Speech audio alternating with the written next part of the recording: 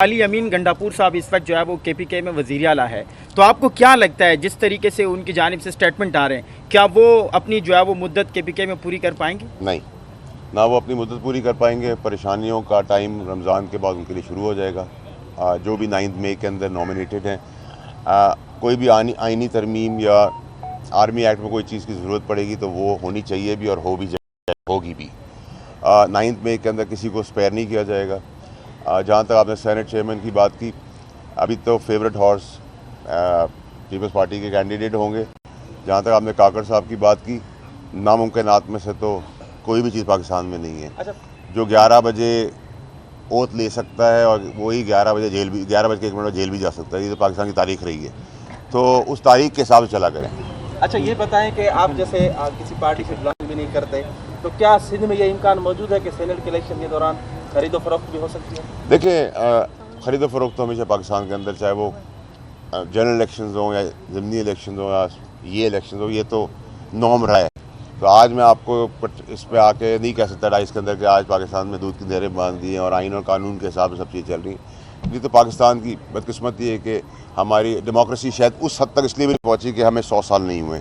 जिन मुल्कों को 100 साल कवर हो गए उनमें डेमोक्रेसी बेहतर है।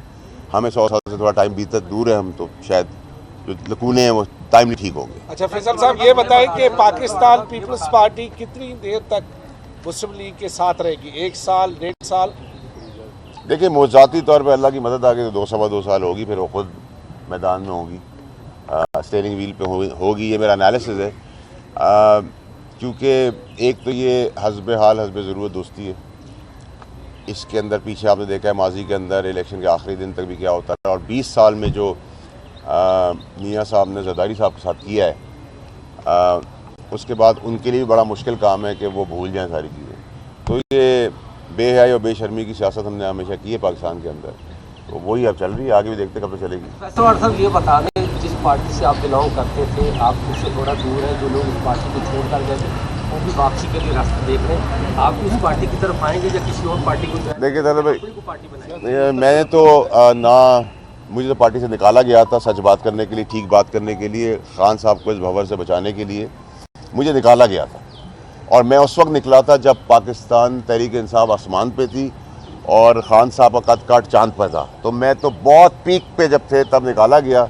जो बाकी वक्ती बटेरे जो आज अपनी दास्तानें सुना रहे हैं, किस्से कहानियाँ कर रहे हैं अवाम के आगे कि हमें ये हो गया तो हमें ये इस तरह किया तो हम मजबूर हो गए, तो बेशर्म बेहयाओं को इतनी हया होनी चाहिए कि जैसे मैंने अहल होने के बाद सीट पे रिज़ाइन किया, किसी का बाप भी मुझसे रिज़ाइन नहीं करवा सकता था। आपको पता है, अभी भी जो पीटीआई के टिकट पे बैठे हुए हैं और पीटीआई की जड़ें भी काट रहे हैं, उनके खिलाफ बयान भी दे के बैठे हैं, वो क्योंकि टिकट पीटीआई का, तो मैंने टिकट पीटीआई को वापस किया। चेयरमैन साहब का टिकट था, मैंने वापस किया। और आपको याद होगा कि मेरे जो ओपोनेंट थे उनको हटाया गया, मुझे बहाल किया गया, फिर मैंने रिज़ाइन किया। तो मैं तो समझता हूँ कि असूल की सियासत जो आज मासूम रोते हुए बच्चे जो हैं वो ये ना बताएं कि 9 मई में उनके साथ क्या हुआ, तो वो हाथ उठा के आ गए और वो छुपे हुए थे और उनके साथ बहुत कुछ हुआ। उनको कहें हया ये है कि अगर तुमने खिलाफ बात की है और तुम हो उस कुर्सी से भी हटो जो तुम्हें पार्टी ने दी थी। तो ये हया और गैरत है नहीं पीटीआई के अंदर जो सीटों पे बैठे हुए हैं। आपने कहा कि वो फौजदार 2 साबित होंगी, वो तो बड़ा अच्छा जा रही है, बड़े बड़े फैसले कर रही है सेहत के, तालीम के मैदान में, और बड़े बड़े पैकेजेस उसने अनाउंस किए हैं, वो तो पॉपुलरिटी उसकी बढ़ रही है।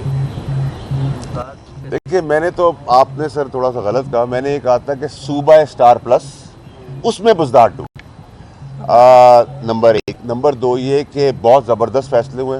मैं अभी देख रहा था कि नौकरियां चांद से मिलना शुरू हो गई हैं। सूरज आ गया था तो फिर अगले दिन के लिए नौकरियां चली गई हैं।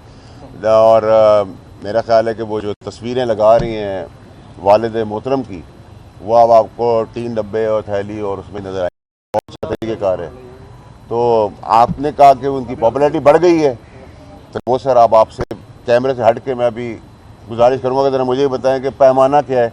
अगर उनका गाँव बढ़ गया तो फिर तो मैं आसमान फाड़ रहा हूँ।